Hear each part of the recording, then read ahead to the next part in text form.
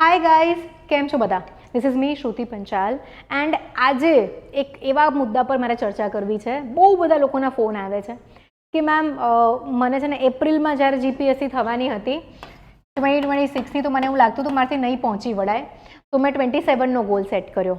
પણ હવે જૂનમાં ગઈ છે જીપીએસસી, તો શું હું જૂનમાં જ આપી દઉં? હું 2026ની જ એક્ઝામ આપી દઉં? હું મહેનત કરી લઈશ? તો let us understand this debate કે ભાઈ શું કરાય. ઓકે, તો સૌથી પહેલાં તો યસ, 2026ની એક્ઝામ આપી જ શકાય, એમાં કોઈ ના જ નથી. ઇનફેક્ટ મેં જ્યારે ફર્સ્ટ ટાઈમ મારી જીપીએસસીની એક્ઝામ આપી હતી, તો પ્રિલિમ્સના લગભગ 21 ડેઝ પહેલાં મેં ભણવાનું સ્ટાર્ટ કર્યું હતું અને મારી જીપીએસસીની પ્રિલિમ્સ ક્લિયર થઈ ગઈ હતી.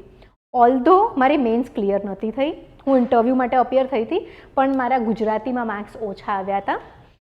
GS2માં બહુ જ સરસ હતા, GS1માં માર્ક્સ ઓછા હતા. સો આ તમને મારો એક્સપિરિયન્સ કીધો. તો યસ, જે લોકોને એમ છે કે જૂનમાં પ્રિલિમ્સ આપવી છે, આપી જ શકો છો.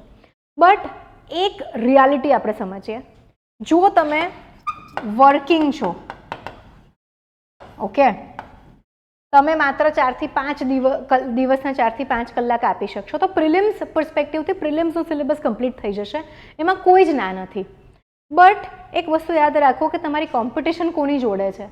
હવે એક્ઝામ આપણી 2026ની ડેટ એવી સેટ થઈ છે કે યુપીએસસીની પ્રિલિમ્સ આપનાર બધા જ ગુજરાતના લોકો જીપીએસસીની એક્ઝામ આપશે. અમારે ત્યાં આગળ જે ફાઉન્ડેશન બેચ છે, એની અંદર આજે જ એક સ્ટુડન્ટે મને કીધું કે મેમ આપણે ધ હિન્દુના લેક્ચરમાં જ 80 ટોપિક્સને મેન્સ પર્સપેક્ટિવથી ડિસ્કસ કર્યા છે, પોઝિટિવ, નેગેટિવ, વે ફોરવર્ડ, એવી રીતે. તો બહુ બધા લોકો છે જે લોકો આન્સર રાઇટિંગ કરી ચૂક્યા છે અને પ્લસ આપણને પછી 3 મહિના મળી રહ્યા છે મેન્સ માટે. તો if you are working aspirant, તમને એવું લાગે છે કે તમને 2-4 સબ્જેક્ટ સારા ફાવે છે, તો તમે ડેફિનેટલી ટેકલ કરી શકશો. પણ તમે વર્કિંગ એસ્પિરન્ટ છો, એક પણ વખત કોઈ પણ કોમ્પિટિટિવ એક્ઝામ આપી નથી, તો ગાઈઝ થોડુંક ડિફિકલ્ટ પડશે. જો ફૂલ ટાઈમ એસ્પિરન્ટ છો તો યસ, થઈ શકે. બટ ધેન જીપીએસસીની મેન્સ સુધી તમારે zero socializing, zero time waste, એ રીતે કામ કરવું પડે. બિકોઝ જીપીએસસી એક્ઝામ જે છે, it is not just about prelims. ખાલી પ્રિલિમ્સની વાત નથી, એના પછીનું પણ સ્ટેજ છે મેન્સ. મેન્સના સ્કોર પ્રમાણે ઇન્ટરવ્યૂમાં સ્કોર. તો બેઝિકલી આ એક્ઝામ જે છે હવે નોલેજ પર આધાર રાખે છે. ગોખણિયું જ્ઞાન કે માત્ર પુસ્તકવાળું જ્ઞાન જે છે એ તમને કામમાં નહીં લાગે. તો just I wanted to comment છે, 26ની એક્ઝામ આપી જ શકાય. બટ જો હું હોઉં તો મારા એક્સપિરિયન્સના બેઝિસથી હું શું કરું, હું 2027 માટે પ્રિપેરેશન કરું.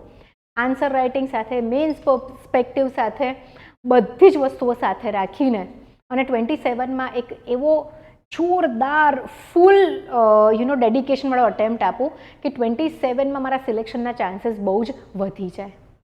હું પર્સનલી 26 ના આપું, તમારે જો આપવી હોય તો થઈ શકે એમ છે, ના જરાય નથી. બટ તમારે બધું જ બાજુમાં મૂકીને ફૂલ અટેન્શન આપવું પડશે. તો જે લોકોના પણ આ બાબતે કોલ્સ અને મેસેજ આવે છે, કરી જ શકાય. દુનિયામાં એવી કોઈ જ વસ્તુ નથી જે ના થઈ શકે.